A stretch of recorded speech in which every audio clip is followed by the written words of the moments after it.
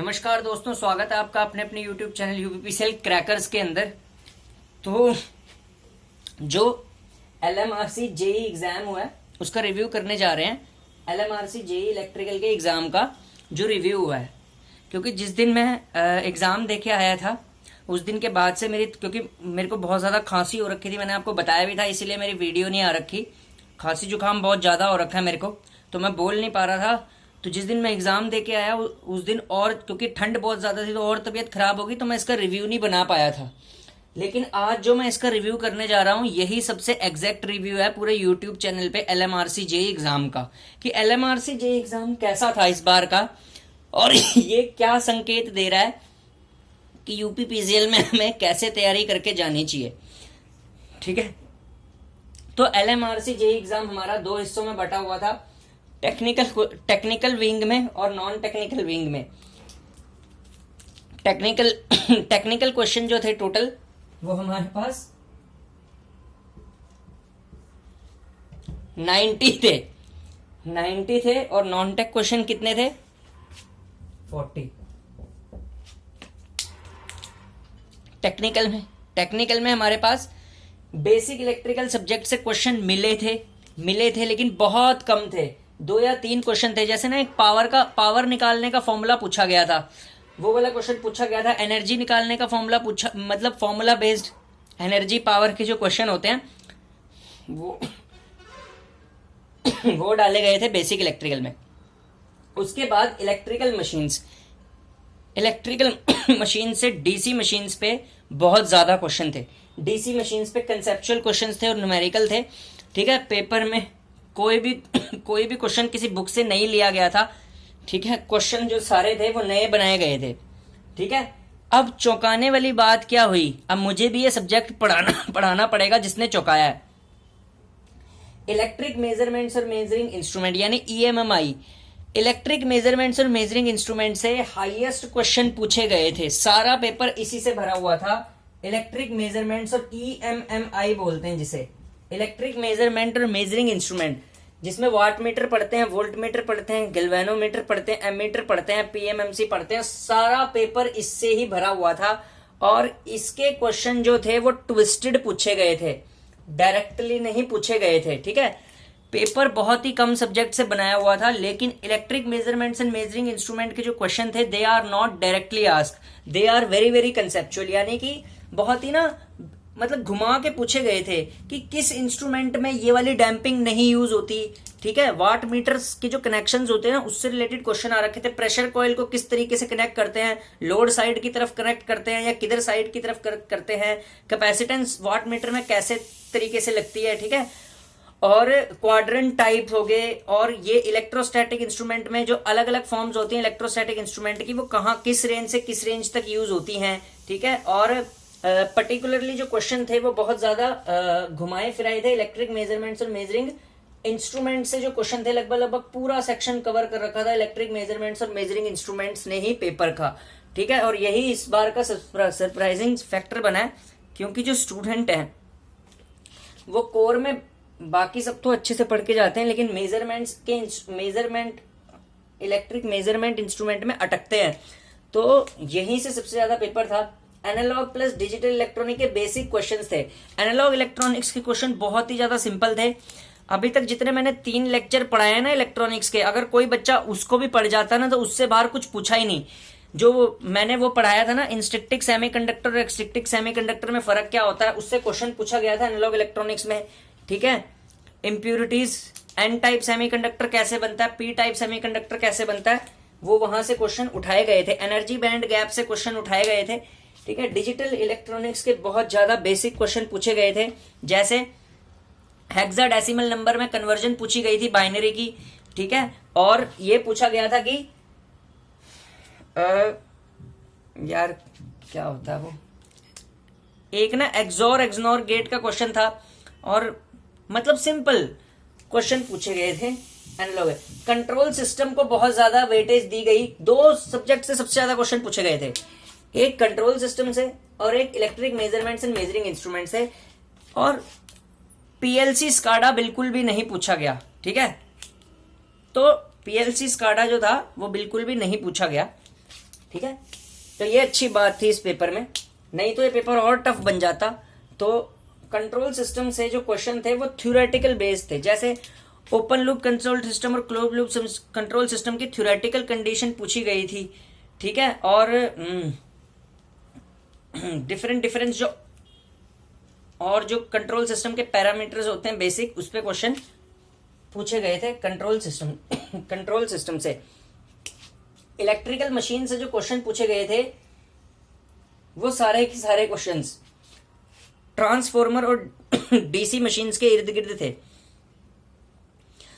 तो टेक्निकल जो था बेसिकली, उसमें जो क्वेश्चन थे वो मेरे एनालिसिस के हिसाब से किसी ने अगर अच्छे से पढ़ाई की है तो ही वो कर पाता। क्यों? क्योंकि क्वेश्चन जो थे वो डायरेक्ट नहीं थे, घुमाए फिराए ही थे, ठीक है, घुमाए फिराए ही थे, ठीक है, टेक्निकल में तो ठीक है। अब बात करते हैं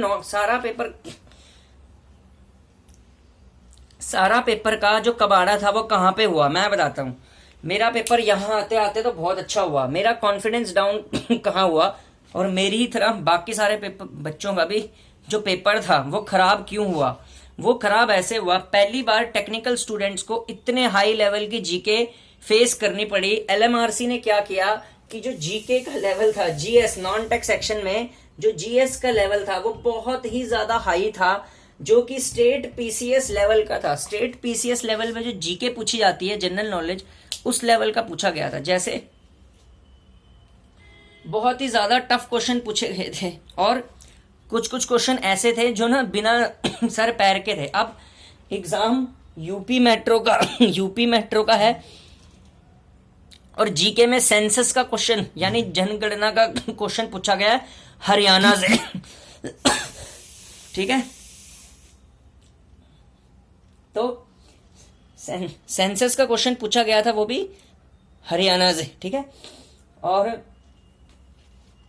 बहुत ही ज्यादा पुराने करंट अफेयर पूछे गए थे 2010 का। तो 2010 का अगर आपने करंट अफेयर पूछने थे 2010 के, तो वो तो एक तरीके की स्टैटिक जीके ही बन गई ना। तो जीके में सबसे ज्यादा परेशानी फेस करने को मिली है, और ये जीएस ही होगी, जीएस ही कारण बनेगी इस एग्जाम की कम कट ऑफ जाने की। जीएस में करंट अफेयर्स 2010 के थे, स्टैटिक जीके का लेवल भी बहुत हाई था, कौन सी पहाड़ी किस रीजन में लाई करती है, ठीक है, और बहुत सारे पुराने लेवल की जीके पूछी गई थी, बहुत ज्यादा, इतना डीप कोई पढ़ता नहीं। एप्टीट्यूड और रीजनिंग मॉडरेट लेवल की थी, बट एप्टी और रीजनिंग मॉडरेट लेवल का था, बट कैलकुलेटिव था। एप्टी और रीजनिंग में कैलकुलेशन बहुत करनी पड़ रही थी, ठीक है। तो यार अब इस पेपर से हमें यूपीपीसीएल के लिए क्या सीख मिलती है कि एक तो electric measurements and measuring instrument पढ़ के जाना है, ये ज्यादा पूछा जा सकता है, और इसे मैं पढ़ाऊंगा। मैं इसकी लेक्चर सीरीज स्टार्ट करूंगा इलेक्ट्रॉनिक्स के साथ, ठीक है, electric measurements and measuring instrument, ठीक है। ऐसा आपने कभी नहीं पढ़ा होगा। अभी मेरी तबीयत ठीक होने दो, तो फिर मैं ये पढ़ाऊंगा, ठीक है, 2-4 दिन में हो जाएगी, ये पढ़ाऊंगा। और जीके आपको अच्छे से पढ़ के जानी पड़ेगी, ठीक है। लेकिन याद रखना, जीके अगर बेकार आती है ना तो सभी के लिए आती है। तो ये है कि जीके थोड़ी सी डीप पूछ रहा है, ठीक है। तो बस यही सीख लेनी है इस एग्जाम से कि एक तो electric measurements and measuring instrument में आपको पकड़ बनानी है, और एक कंट्रोल सिस्टम में आपको पकड़ बनानी है।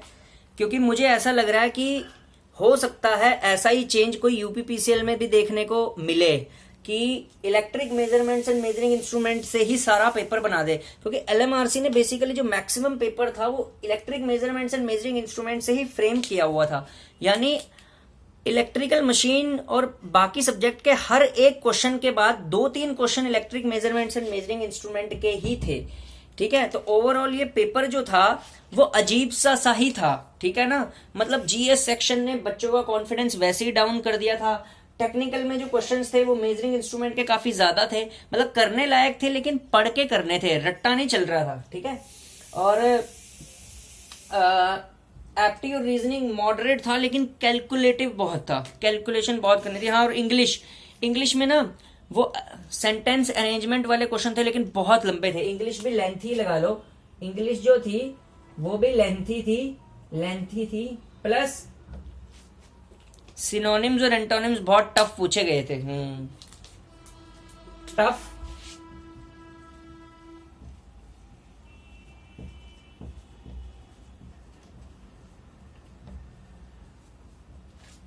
ये लिख दिया मैंने, सिनोनिम और एंटोनिम्स टफ पूछे गए थे, टफ, ठीक है। तो अब आपने ड्रीम जॉब जो आ रही है यूपीपीसीएल की इस पेपर से, क्योंकि हर पेपर सबक देता है, तो इससे सबक क्या सीखना है, इससे सबक सीखना है ईएमएमआई अच्छे से पढ़ के जाना है और कंट्रोल सिस्टम, ठीक है, टेक्निकल में। Thank you.